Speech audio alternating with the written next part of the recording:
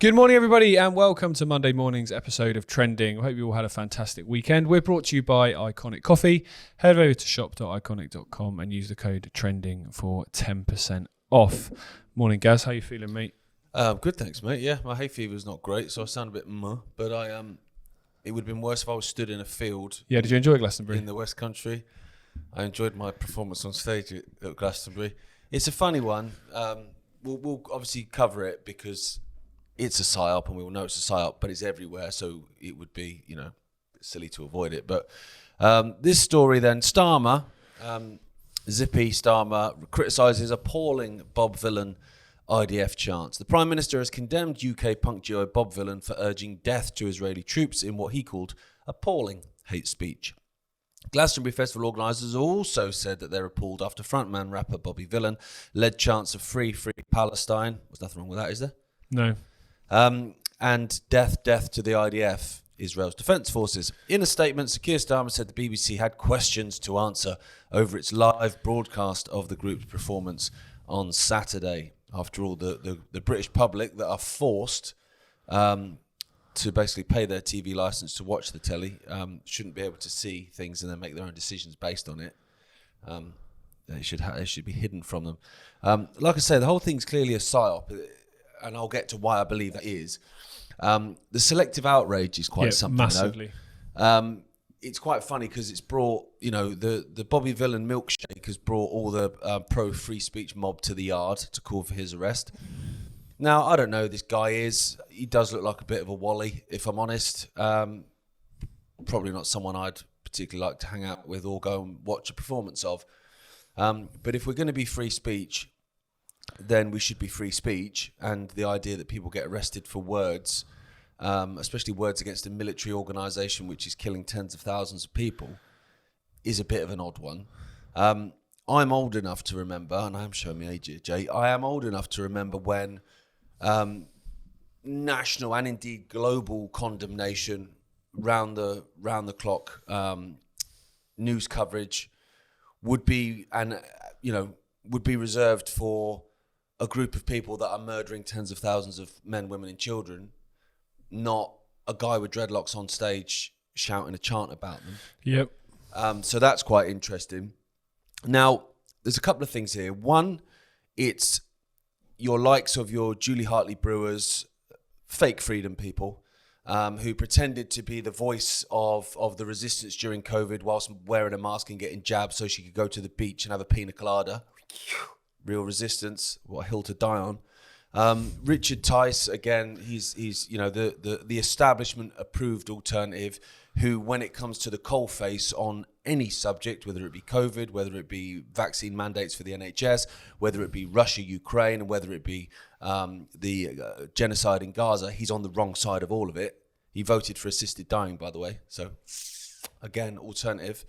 All these people have come to the yard, your Benjamin Butterballs or whatever he's called with a woolly jumper, to basically see, as someone that spoke out against Israel for a long time, as we all have, because it didn't start on October 7th, if anyone told you.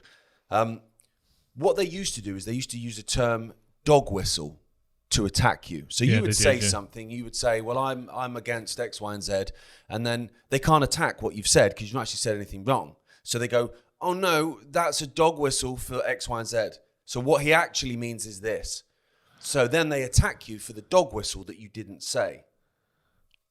You find it when people say globalists. They go, I'm against this globalist agenda. Oh, no, globalists is a dog whistle for Jews. So what you're saying is you're against Jews. You're like, well, no, I said globalists. Yep, exactly. So they used to use that term dog whistle. They've done away with that now. Now they just lie. So your Tice, your Benjamin Butterballs, your Julie Hartley, they've all come out basically saying that this Bob Vylan, like I say, I'm not a fan of this dude either, that he was calling for death to Jewish people. And you're like, but this is the internet age. We've all seen the video where he's chanting about the IDF. He's not chanting about Jewish people. And then they come back and they go, because you point that out to them, they come back and go, no, who do you think's in the IDF? Well, some Jewish people, but they're not all Jewish. Some of them are Muslims. Some of them are Arabs that fight in the IDF. Yeah, but most of them are Jewish. Therefore, he's saying Jewish. You're like, okay, Well, it's a ridiculous argument. What you're doing is you're saying he said something he didn't say, so you can attack what he didn't say. But at the same time, by that logic then, if you call out Hamas, if you say death to Hamas, you're saying death to all Muslims then. And if you say death to Hezbollah, you're saying death to all Muslims then. And if you say death to the Iranian Republican Guard or Saddam Hussein's Republican Guard back in the 90s, then you're saying death to all Muslims then. No, of course you're not. And you wouldn't care if he'd said that. No, exactly. That's the selective outrage, which is pathetic.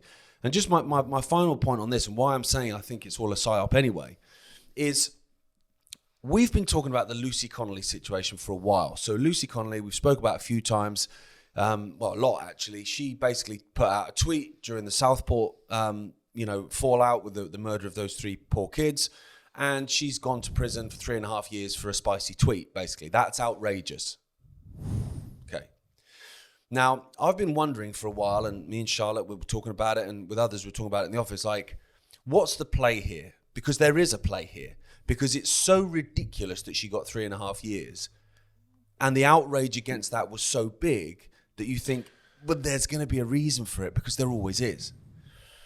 And then you go, well, during COVID, everyone asked the question, why is everything run by behavioral scientists? Why is everything run by psychologists? Well, I think we only just noticed that during COVID. Yep. I don't think that started during COVID, and it certainly didn't end when COVID supposedly ended. I would wager that most government policy is either implemented or not implemented based on behavioural manipulation. 100%. So they go, okay, we're going to put this woman in prison, this mother of young kids in prison for a spicy tweet. That's going to wind people up.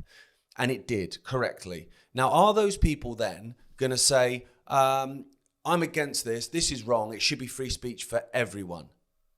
Not really.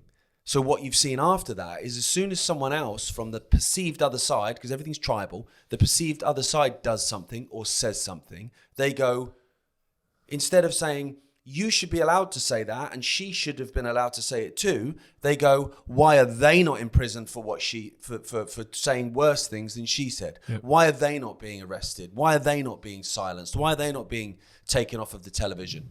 And so what you find actually is you've got a large portion of the population that was supposedly, they sell themselves as being pro-free speech.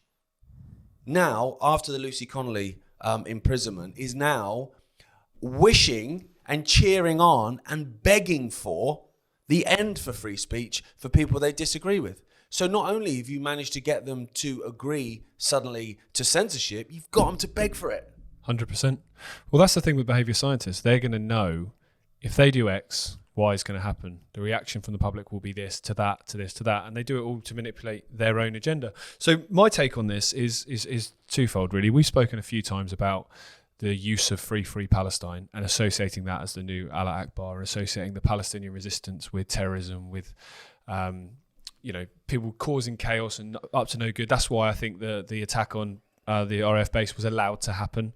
That's why I think there's been various different things that have been allowed to happen, including this, to garner some more outrage and then diminish a genuine concern for what is a genocide, and associate these kind of idiots with this. Another thing, which I think again ties into the behaviour side of it, this highlights to me the danger of groupthink.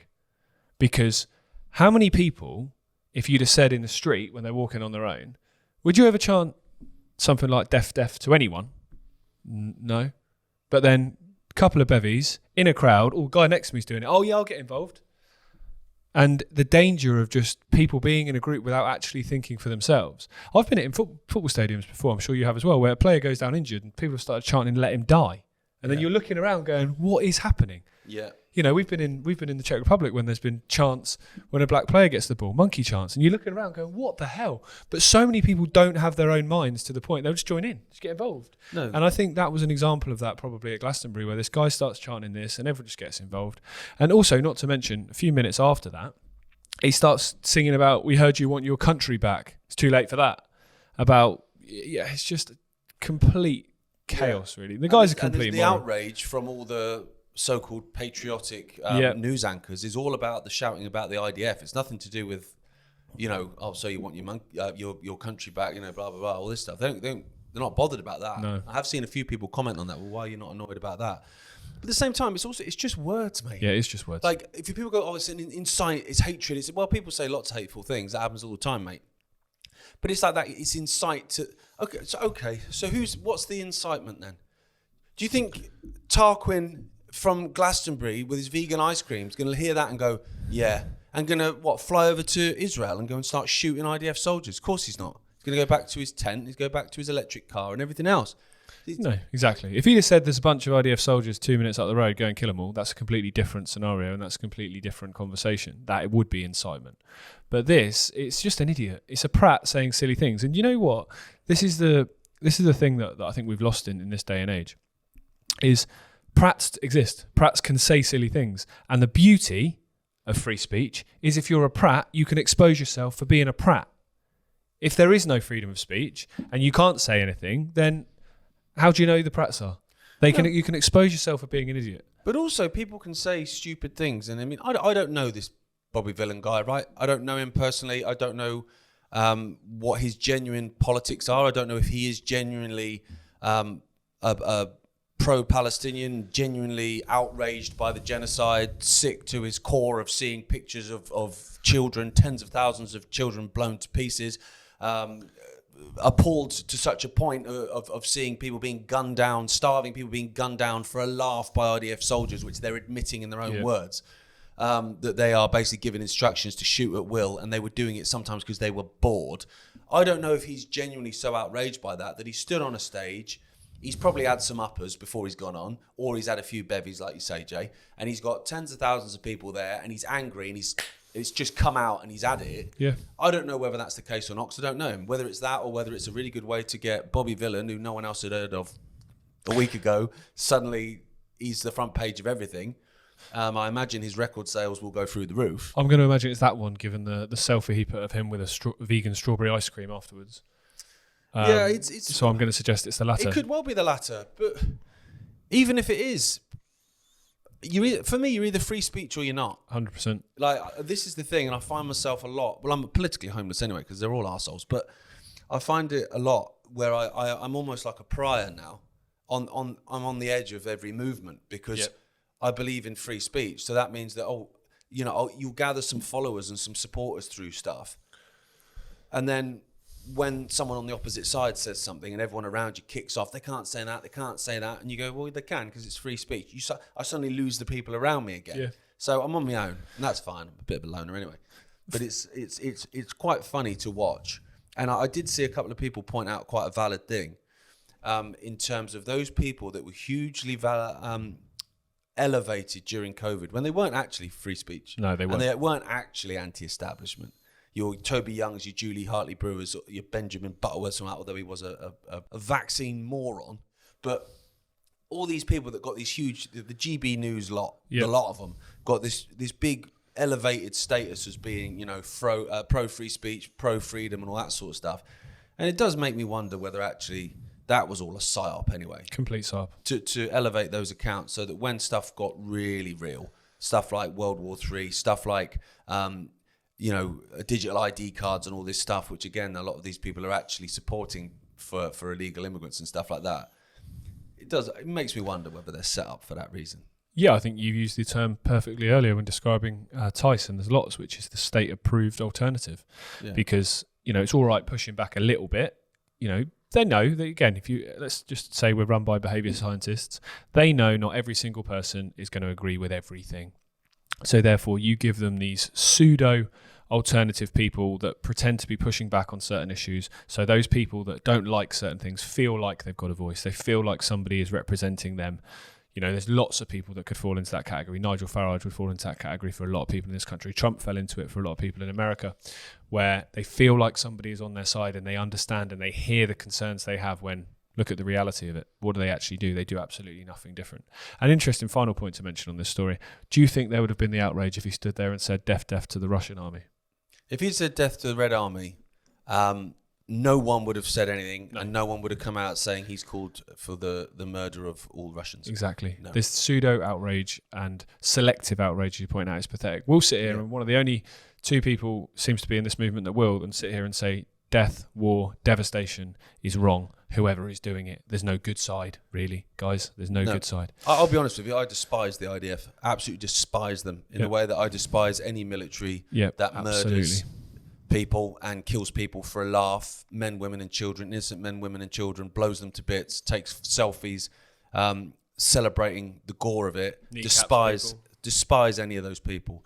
But I would refuse to call for the death of them. Yeah. Now, if I'd have been at Glastonbury, I'd have hated it for a start. But if I'd been there, I would have joined in with a free Palestine all day long, mate.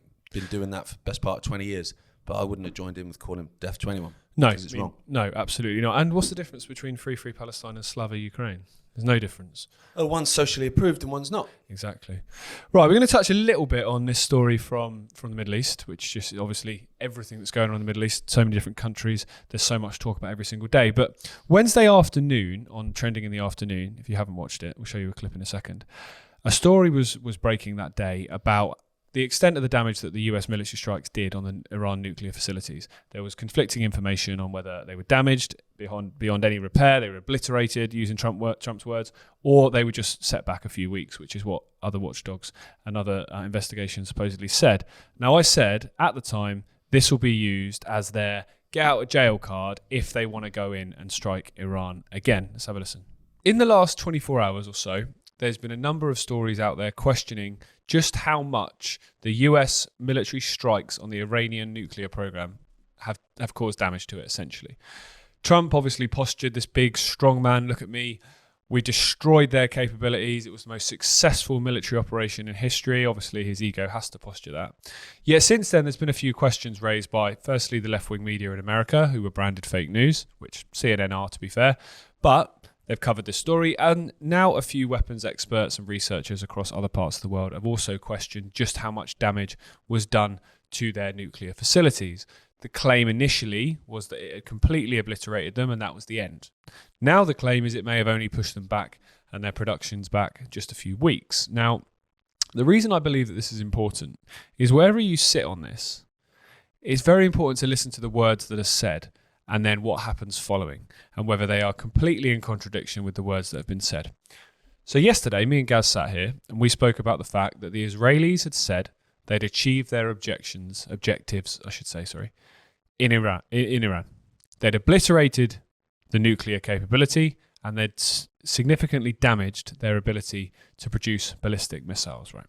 So when this ceasefire was announced, they said yesterday morning, and it was breaking news, they'd achieved their objectives. And we sat here and said to you that the objective was not peace. The outcome that the agenda wants is not peace. So therefore, something has to happen to make sure that that cannot be possible. Something has to happen so they can sell you a justified reason to continue the conflict. Well, I've got one for you. They didn't destroy Iran's nuclear capabilities, or they will say they didn't.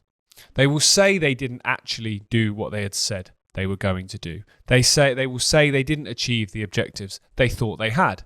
Gives them an opportunity now to pivot, move, and go again, which we know is exactly what they want to do.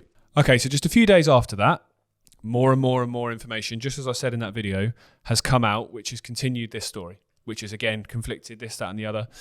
And what it's done is it's then led the US to come out and say we reserve the right to go in and have further actions. And then this morning, this story has come from an Iranian minister. The US must rule out more strikes before any new talks of a nuclear deal. As well, yesterday, the United Nations nuclear watchdog came out and said that Iran could create enough uranium, enrich enough uranium for a bomb within months, which conflicts with the initial reports or initial claims by the US military that they had obliterated the program. So this is basically exactly what I said last week, which is they're going to use this now to justify restarting and continuing this conflict. And all it takes after this story, and I'm sure there'll be others, is one catalyzing event, one little event that then allows them to trigger a restart of it. And in the eyes of the public, because obviously the media are going to be telling the public what the cult want the public to know about this particular situation. They're going to sell it as, we've tried to be reasonable, we've tried to negotiate, the Iranians are not having any of it. They've gone back to exactly what they were doing before the strike, so therefore we have no other option than to go even probably bigger this time and go in and go for regime change. Because if you remember, when the whole thing started, it was regime change, what's the word I'm looking for? Basically they have to resign. They have to resign. They have to surrender. That was it. Unconditional surrender is the word I'm looking for. That was the rhetoric to begin with. Unconditional surrender, regime change, no way the regime can continue. That was the rhetoric in the early days, wasn't it? And then it softened and it softened and it softened to actually, I don't want regime change. I want Iran to be great again. If those guys can't do it, why wouldn't they? It was all very da-da-da-da-da. But if this story continues and they go in hard, they're going to probably come back to that narrative, aren't they? It has to be regime change. Otherwise, we're just going to keep ending up back in the same position. When regime change in Iran is exactly what they wanted. They want to bring in the Shah's son, don't they? That's the plan. It seems that way, yeah. Well, there's photos of him kissing the Wailing Wall, so he's definitely going to be Israel and America's choice. I heard that Bobby Vylan was weeks away from creating a nuclear weapon as well, so it won't be long till we go in there. How many times did I then as well? Jeez. There was a lot of ums. There was a lot of ums and ahs. Of course, they're going to revisit it.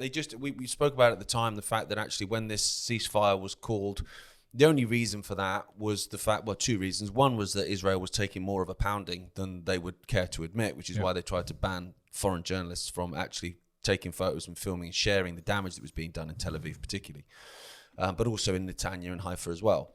Beersheba took a battering as well. Israel, this is the thing. We were saying that before it even started, that Iran is not Iraq, it's not Afghanistan, it's not Syria, it's not Yemen, it's not. They'll fight back. They'll fight back, and they have the means to do it. They also have allies in Russia and China and North Korea. It's not a good thing, this kickoff. It's not. Now, when this peace deal and this ceasefire and all this sort of stuff was brokered by Trump, now Trump's going to get a Nobel Peace Prize. Well, Obama's got one. He at the time had dropped more bombs than anyone else. He was at war for every day of his 8 years as well. Yeah, so, if that wins you a Nobel Peace Prize, it don't really mean much, does it, be fair? No. But this story is another extension basically to what Jay said. I think they realised, like I said, number one, Israel had taken more damage than they would have expected, I think. And the other bit was the fact that they hadn't manufactured the consent yet at all. I think you had your fundamentalist Christian Zionists on the right in America. They were on board with the war. That was sort of it, really. Most people from the left and from the right didn't want the conflict. So there wasn't the support for American action. And without American action, it ain't going to happen. So they need to manufacture the consent. And they may well do it by, like Jace pointed out, the fact that, actually, we didn't get all the nuclear sites, so actually we need to go in. Just a side note as well, quickly, before we dive into that, I also think, and you spoke about this before, we spoke about it privately, the story about the attempted assassination plot by Iran against Trump, I don't think that's insignificant either. No, it's not. That story was planted a few months ago. 100%. I'll come to that in this as well. If that's to happen, I would not be shocked. I think it would not shock me at all, and we've discussed that before, that as soon as Vance started getting more airtime and more publicity and more front page spreads than any other vice president in history, that was a red flag to me as well. Because that dude is connected. Far more connected than Trump. So this story is another one in terms of manufacturing consent, because they'll plant a few. Top Iranian cleric issues fatwa against Trump Netanyahu. Iran's top Shiite cleric issued a religious decree against President Donald Trump and Israeli Prime Minister Benjamin Netanyahu Sunday, an act some experts called an incitement to terrorism. The fatwa called on Muslims around the world to take a stand, according to the New York Sun. It states that any individual or government that challenges or endangers the leadership and unity of global Islamic community is to be regarded as a warlord or a mohareb, if I'm saying that right, defined as someone who wages war against God. Under Iranian law, those identified as that, I'm not saying the word again because I said it badly, can face execution, crucifixion, mate, it's 2025, what a world we live in, limb amputation or exile. Now, you may have heard of Iran calling for a fatwa before, because obviously you had the whole situation with Salman Rushdie for all those years after he wrote satanic verses. Like we were talking about, they're layering up excuses. So which one is it? Which one are they going to go for? Could they kill Trump? Easy. I it's something we've spoke about for a while. It wouldn't shock me. I personally don't buy the assassination attempt before with the magnificent healing ear, but it got him elected and also planted a seed that people could be allowed to get that close. Then you have, like Jay's mentioned, the whole, it was Iran behind it, evidence for it, trust me, bro. And then I saw this last week. Now, I'll just put this image up now. Like the top one is a billboard in Tel Aviv. It's a think tank, but it's a very well-funded think tank, as think tanks often are. And it's basically talking about the new Middle East, the vision for the new Middle East. Now, the first time I saw it, it didn't have the picture below. It was just that billboard. And my first takeaway was, obviously, you got Trump in the middle, but I was looking at the side, and it was like, it's the dude from ISIS who's now the head of Syria. So you've got basically a wanted head chopper now is suddenly part of the new Middle East. And the bone saw man. Oh yeah, and the bone saw guy. Mohammed bin Salman. Yeah, yeah, he's in there as well. What a dream team. But then when you look at the image below and you think, well, that is a recreation of the Last Supper, and you go, well, that's probably intentional. It's it's the Holy Land and all that sort of stuff. And then you think, okay, well, I'm looking at the image of the Last Supper. Well, what happened to the dude in the middle? Now, I think like they always tell us. Now, maybe I'm tinfoil hat. I may well be. But I look at that and I thought, well, do you know what, mate? That would not shock me. Subliminal messaging. Because if someone took out Trump, and I guarantee it would not be Iran that did it, but that's what we'd be told. Yeah. If someone did that and managed to hoodwink the American public into believing that their president had been taken out by Iran. Oh, they'd nuke them. Mate. It would be done. It would be done. And the American public would support every single step of it. Millions would die. Yeah. Millions would die in Iran. They would, yeah.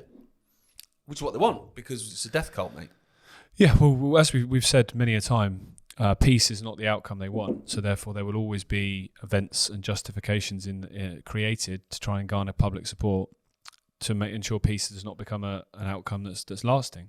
Yeah. And we've been attacked in the last couple of weeks with, see, you called it wrong. You said this was going to happen. This was going to happen. It's like, well, just hold your counsel, guys. Hold your counsel. Yeah, it's only been 20 minutes. It's only been 20 minutes, exactly. And we also have spoken over the years as well about the kind of future shock and the constant looking around of what's coming next. Well, we saw that a lot through the last few years, multiple times, where people are constantly in a position where you never actually get comfortable with the status quo, because then it changes again.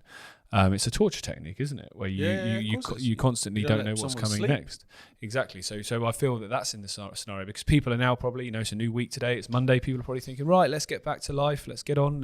That seems to have calmed. Oh no, wait, here we go again. Yeah. Back to square one.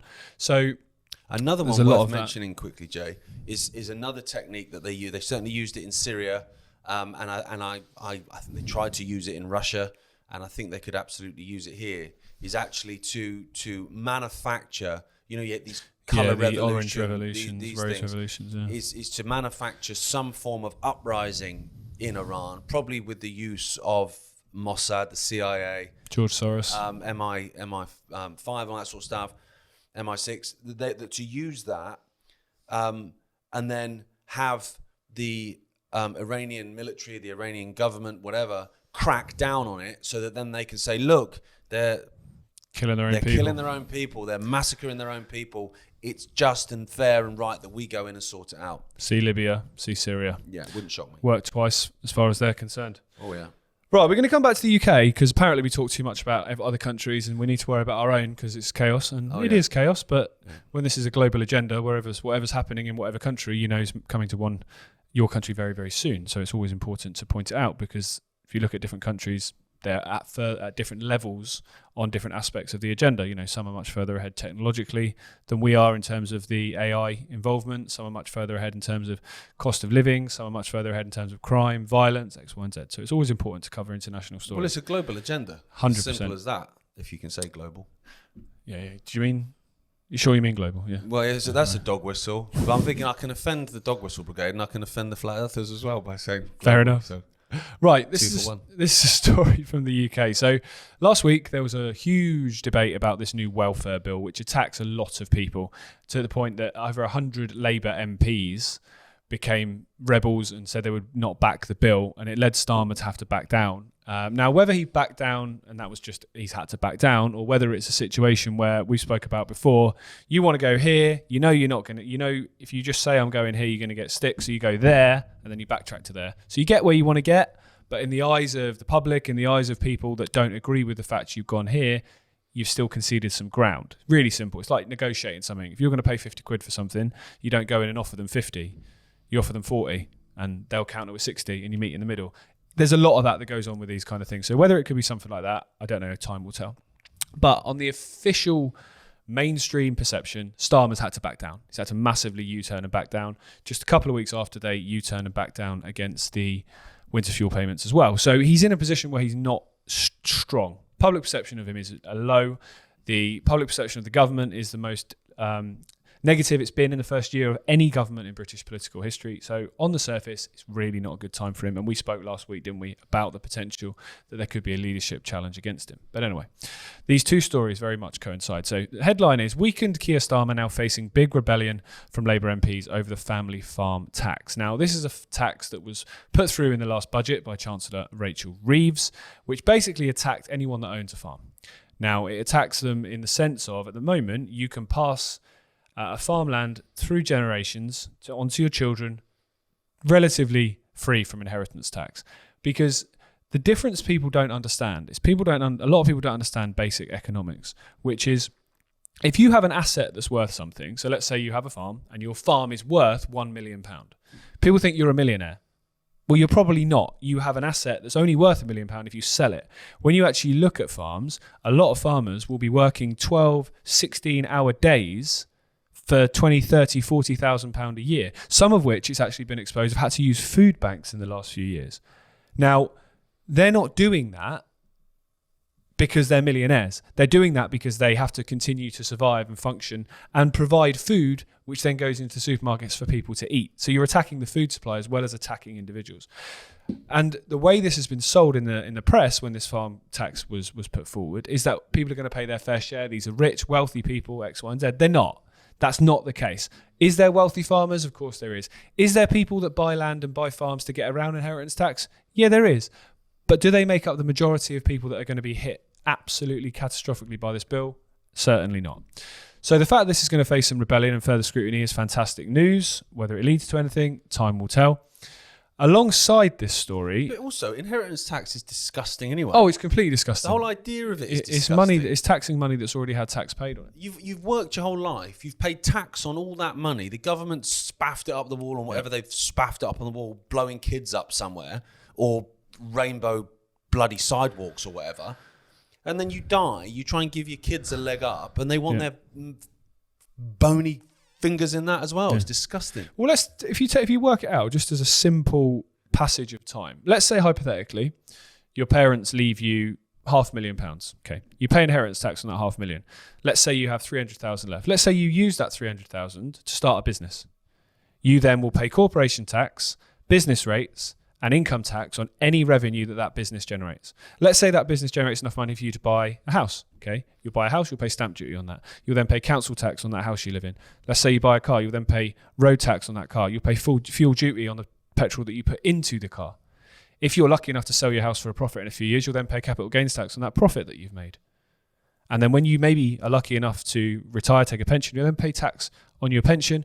And then the cycle will start again when, let's say, you then leave, you've built something brilliant, you've paid all your taxes, and you leave £2 million to your kids. Well, they're going to pay close to 800 grand on that, and then the whole cycle starts again with them.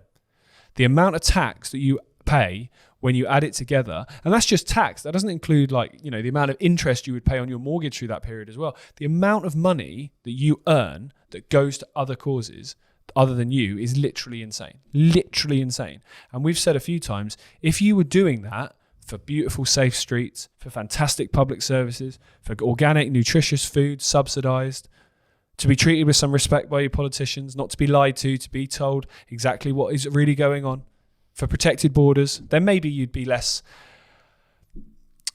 feeling less like you're being punched in the face repeatedly than most people in this country feel now. Well, they've not But done the anything. opposite's They've not happening. done anything for the money. No, they haven't done anything for You've the money. not done anything. You're paying more and you're getting less. You've literally done nothing to take money off of the population. You've done nothing. None. And you're essentially working half the year for free. That's what essentially you're doing. To give it to this gaggle of morons. And that's just income tax. There's not all the other tax on top of that. Honestly. But this following story is also important because in the lead up to the last election, Reform, who, as we've established many a time, are the state-approved alternative, they spoke about raising personal allowance from £12,500 up to £20,000. Now, for people around the world, I'm sure your countries have a similar principle, but it's the amount of money you can earn before you pay any income tax at all.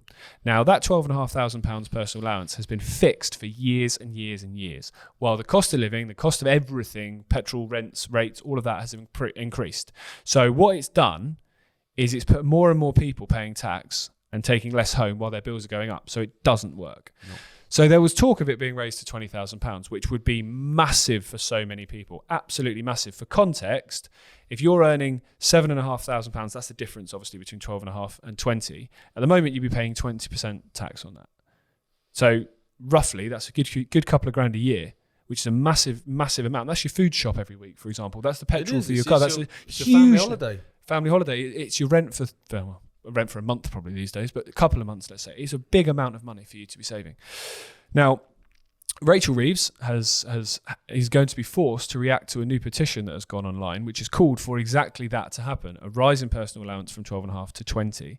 Nearly 300,000 signatures have been placed on this petition on the government website, so they will be forced to react to it, and supposedly anything over 100,000 is there to be debated. It's also interesting to say that it's the second biggest petition on the website, the biggest being the calls for a general election, which has over 3 million signatures to this point. So this £12,500 I mentioned has been frozen since 2021, while during that time the cost of everything has increased. So what it's done is it's just put more people into a situation where they are really struggling to make ends meet. We could talk about stories every single day that would show this, that people are just struggling left, right and centre. We spoke about it last week, that I think it's £6 billion in arrears in council tax across the country for people that just physically don't have the money to pay it. It's getting to the point now, as we've spoken about a few times, Gaz, where you can push people so far and they will try, they will do their best, they will do everything they can to make sure they can still meet the demands which are being placed upon them, however insincere and however unfair they are. But there does come a point when you actually can't. Yeah. You actually can't do it.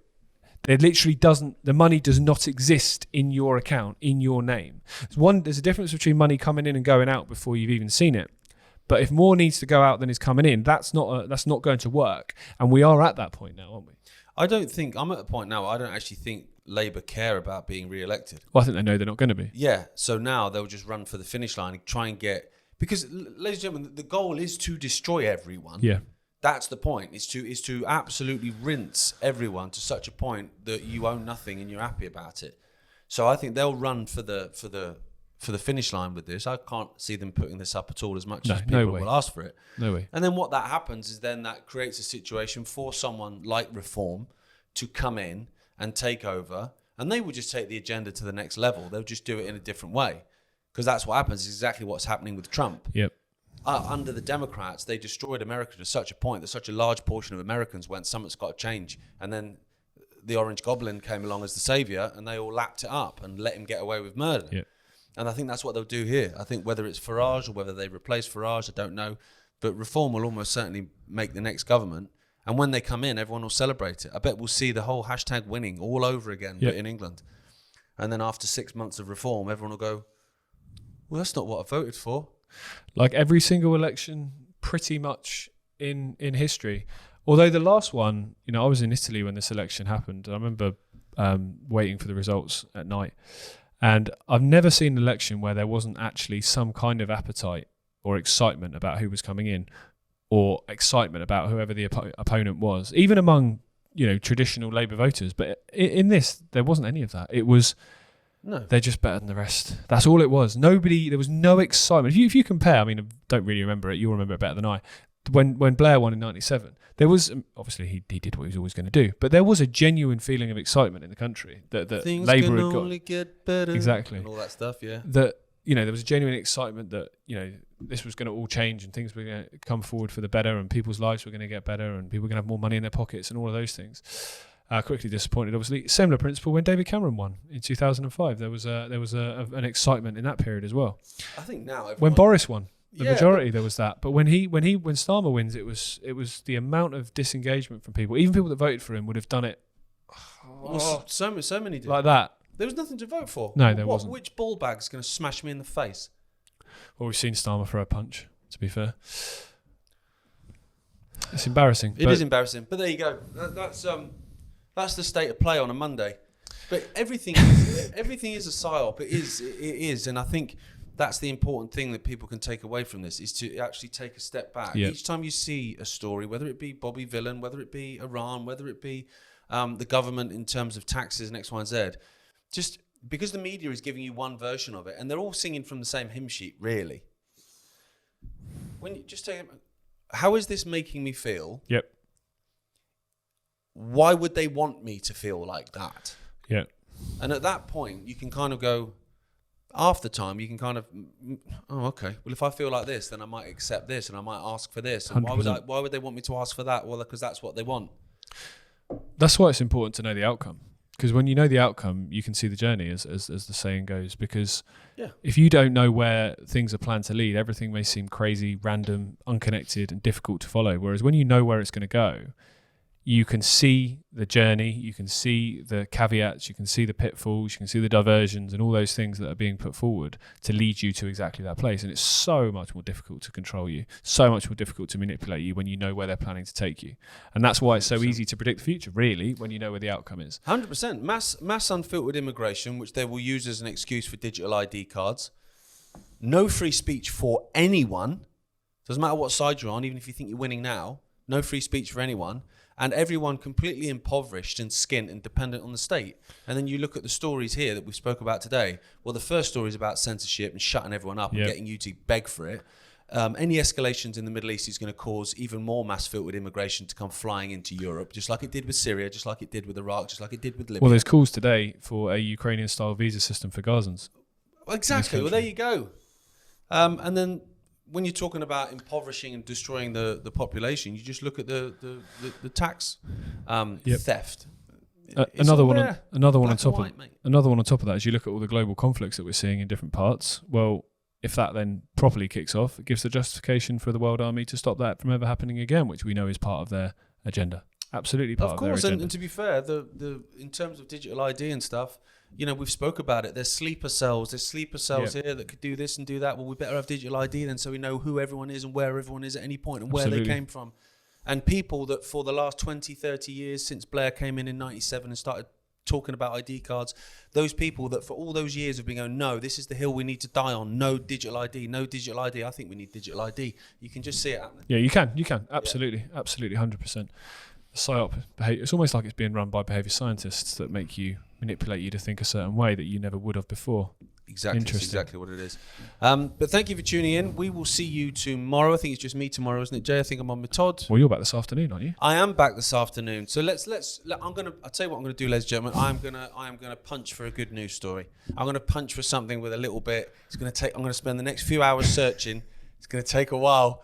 Right, but I'm going to find one because there is good things happening and there are good people out there doing good things. In fact, I'd say most people are good, really. They just don't shout quite as loud as the goblins. Absolutely. And a side note quickly to mention, tomorrow we're recording the first episode of a new series we're going to be doing here on Iconic called The Round Table, which is going to be me and Gaz, Richard, David, Christiana, and potentially some others as and when appropriate, where we're going to be looking at the issues of the day and taking your questions. Now, we sent out an email, so if you're watching this on Iconic, you'll have already had an email asking to send any questions in, but we'll put that out there on social media as well. If there's any particular things you want us to talk about, please comment on the video or send us a direct message on Twitter. If you're watching anywhere else, send us a message or comment on the video on Iconic, and we'll do our best to get to as many of them as we can. I mean, it is Dad, so we might get to 2 questions in the hour, but we'll do our best. When Gaz will see you this afternoon, won't you, mate? I certainly will, yeah. Well, this was brought to you in association with Iconic Coffee. If you head over to shop.iconic.com and use the code TRENDING, it's easy for me to say, get 10% off. And get a mug as well if you want one. This one. It's 15% off that one.